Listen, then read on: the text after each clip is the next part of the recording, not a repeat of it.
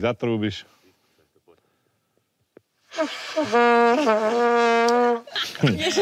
Good morning, farmári! Ahoj YouTube, a ako sa máte? Toto je News TV a máme tu ďalšie video z Farmy 16, epizóda 2. Dúfam, že sa vám darí, pokiaľ ste tu noví, určite zanechajte odber. Poďme na to.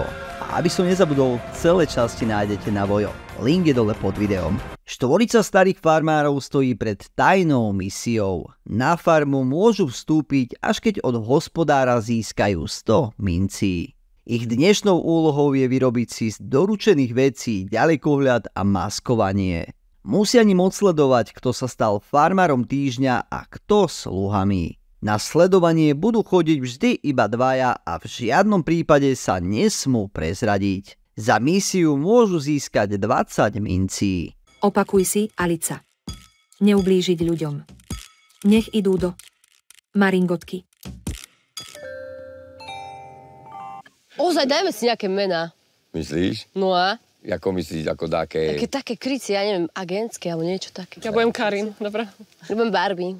V kuchyni sa ako stále nečakane objavila Alica. Farmárov vyzvala, aby si všetkú svoju batožinu presunuli na námestie a zišli sa pri stole. Petrovi oznámila, že je čas, aby rozdelil farmárov na polovicu, kde jedna polovica bude prespávať v chlieve a druhá v kúri. V chlieve bude prespávať Andrej, Sandra, Ivana, Matúš, Karolína a Ela a v kúri bude Matej, Veronika, Hoku, Klára, Lenka a Janko. Každý chcel využiť tú možnosť zažiť si ten chliev, takže ja som veľmi rád, že som medzi prvými, ktorí tam skončili. Po odnesení batožiny a zabývaní sa podľa rozdelenia farmára týždňa prichádza otázka hygieny. Na to im ako skoro každý rok poslúži kaďa v kúpeľni a vonkajšia sprcha. Tak ja budem na teba vylievať vodu, ty na mňa. Nie. Čo? Nie, ja sám. Na farme to medzi niektorými farmármi hneď od začiatku iskrí. Ela je zahľadená do Matúša, no ten je zahľadený naopak do Kláry. Jeho pozornosť preto smeruje práve za Klárou, čo Elu po dlhých 2 dňoch poznania znervozňuje a patrične prejavuje svoju žiarlivosť voči Matúšovi. Nie, to ja... Málo vecí, čo mňa dokáže už do... Málo veci, lebo ja som si už takto toho prešla. Štvorica starých farmárov dostala veci na zostavenie ďalekohľadu, na ich maskovanie a tiež pomôcku pri rozpoznaní ostatných farmárov v podobe ich fotografií a mien. Budú sa totiž musieť rozhodnúť, koho si budú chcieť na farme ochrániť. Alica si opäť zvolala farmárov k stolu po jednotlivých členoch podľa rozdelenia. Ako prvý si mal zvoliť svojho sluhu tým z kurie. Ty si vybrali Janka. Ten si obliekol aj mundur, ktorý je krajší ako bude mundur účastníkov z chlieva.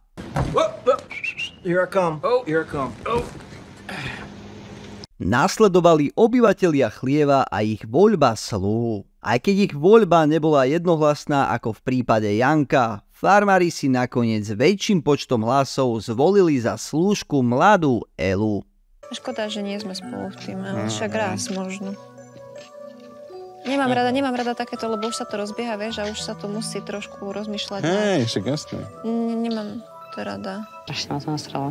Na farmu konečne zavítal aj hospodár Martin. Ten so sebou prináša aj ovce, ktoré spoločnými silami dostali do chlieva. Následne sa s farmármi zvítal. Medzitým sa na tajnú misiu pozorovania vydal Adam so Stankou, ktorí celé dianie na farme nenápadne pozorovali. Potom ešte som pásol jalovice a staral som sa o bíky a tak ďalej. A teraz naposledy som... kolega? Tak hej, dalo by sa povedať. Martin im hneď na začiatku zadal prvú úlohu, ktorá bude takzvaným duelom medzi nimi. Budú musieť postaviť 2 stavby. Každý tým jednu. Ktorý tým bude úspešnejší, získa od Martina Diamant Immunity. To im zaistí, že z ich skupiny nepôjde nikto do duelu. Hospodár odovzdal zástupcovi skupiny chlieva Andrejovi obidve nákresy, aby si vybral, ktorú stavbu budú stavať oni. Bol to ale chyták. Stavby sú rovnaké a rovnaké majú aj rozmery.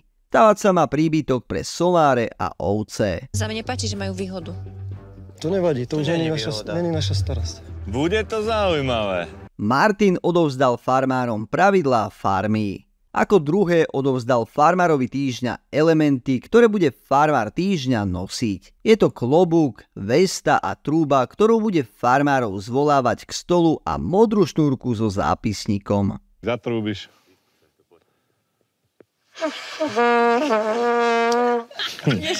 Hospodár sa s Petrom pobral na zadávanie úloh. Ako prvé si v kuchyni v kúri urobia kuchynskú linku a kôž na odpadky. Aj obyvatelia Chlieva si vylepšia ich kuchyňu, v ktorej si budú variť. Ako ďalšiu úlohu im Martin zadal oplotiť si ich záhradku z liesok, ktoré nájdu blízko lesa. Ďalšou úlohou je postaviť náraďovňu, keďže na farme majú dostatok náradia na prácu. Pred všetkými farmármi zadal ďalšie úlohy, a to urobiť sušiaky na prádlo. Ako ďalšie je urobiť palicu farmára týždňa, ktorá bude reprezentovať ich farmárčenie. Túto palicu si nebudú dorábať, ako to bolo zvykom v minulej farme. Ako ďalšie si urobia poličky, každá skupina svoju, aby mali kde ukladať svoje diamanty imunity. Ja ako zástupca Chlieva som zvolal poradu, kde sme sa dohodli, že teda necháme vybrať teba, aby to bolo fér. Je super. A vy ste super. Máš vybrať. Ďakujem.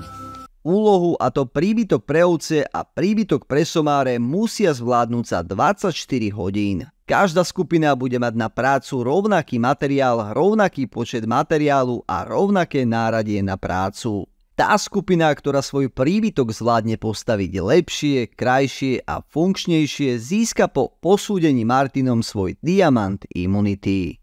Zajtra máte svoj deň, robíte si svoje úlohy. Vám držím prsty zajtra, aby ste to robili čo najlepšie.